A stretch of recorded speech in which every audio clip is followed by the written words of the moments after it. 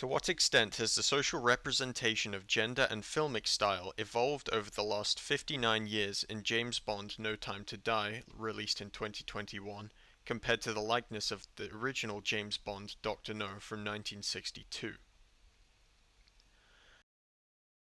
Social advances in film develop as current morals, ethics, and socially accepted things change in our world. Social aspects change with our developing world and what is deemed as socially acceptable or not.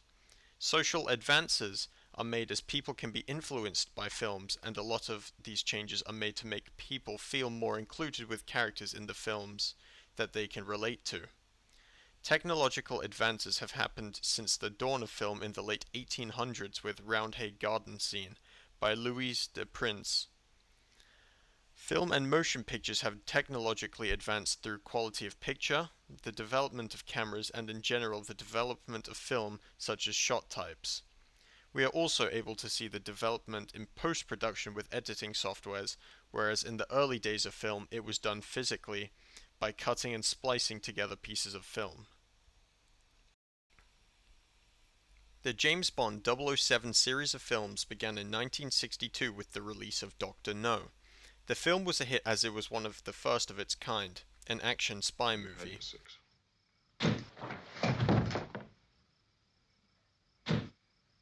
James Bond, the lead character of the 007 franchise, is known for representing somewhat of toxic masculinity.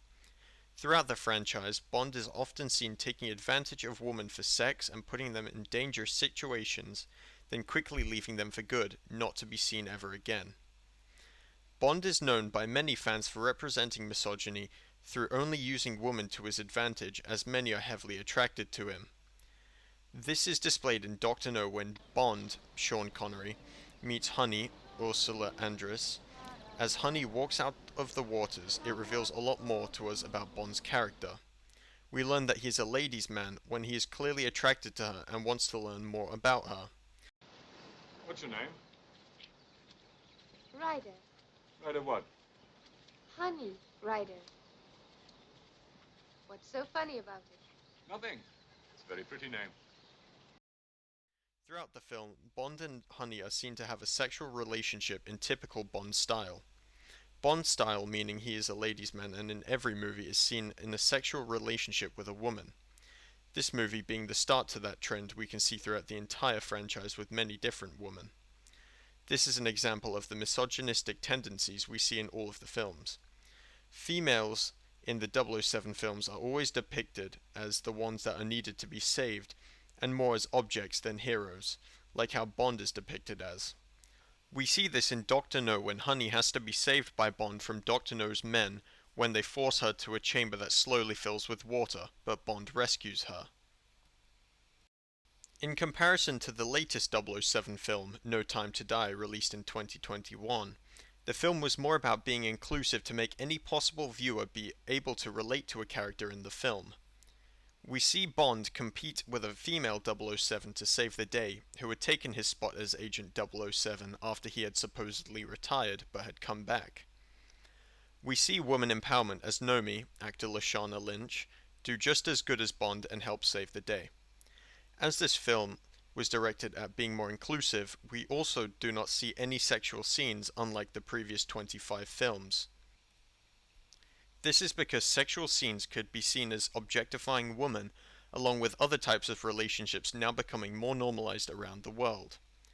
Women in No Time to Die can be seen playing a key role fighting for themselves and others. One example of this is when Bond and Paloma, actor Ana de Armas, a female, are seen fending off enemies, also competing against Nomi, the new Agent 007 in Italy.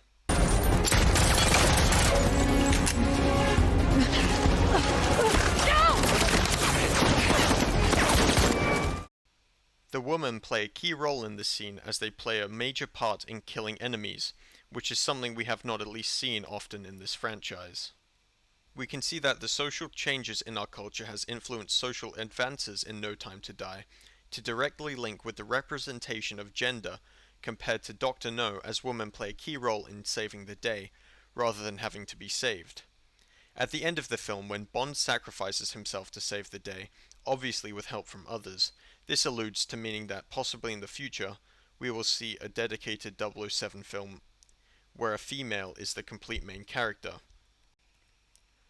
No Time to Die represents equality, as formerly, woman was seen as a nice thing to have, but now are alongside Bond, being key characters to the storyline and in this case, saving the world from a bioweapon.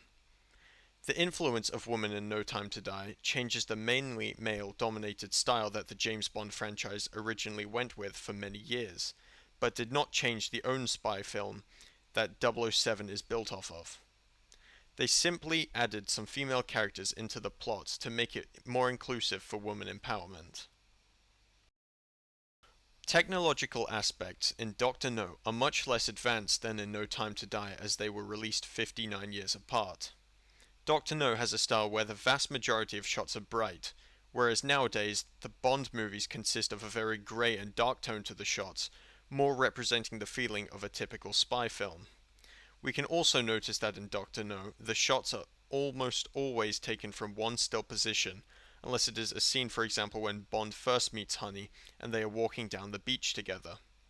The technological advances in No Time to Die are immense when comparing it to the likes of Dr. No, as there are consistent moving shots and more cuts, which both of these aspects lead to higher intensity scenes, keeping the viewers more on the edge of their seats while waiting to see what happens next. Although Dr. No is still intense, we can see that the technological advancements in the 59 years between the films has helped create practically their own style of film that viewers could recognize as a James Bond 007 movie. The advances of camera and editing softwares over the years have also made it easier for the director to portray emotion. In No Time to Die, the use of cuts and a wider range of shots have made it easier for the audience to be engaged and to feel parts of the emotion that the character in the film is having.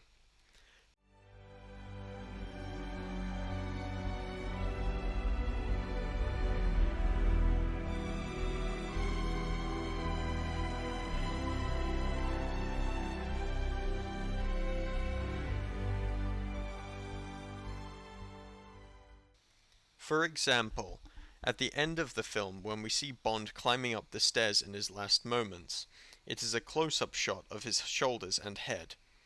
This brings out emotion in the viewer, as they may have a feeling he might not make it out alive, as they can see his emotion through the cinematography.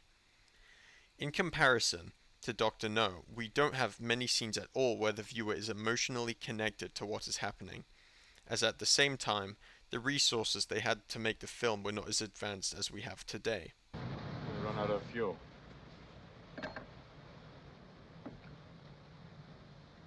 What are we going to do now? Well, we can swim or Or what? Ahoy, Mr. Bond! Ahoy, Mr. Bond! Well, what's the matter? Do you need help? They were limited as, for example, the cameras they used were not capable of being moved around as much, and the ways of editing were completely different.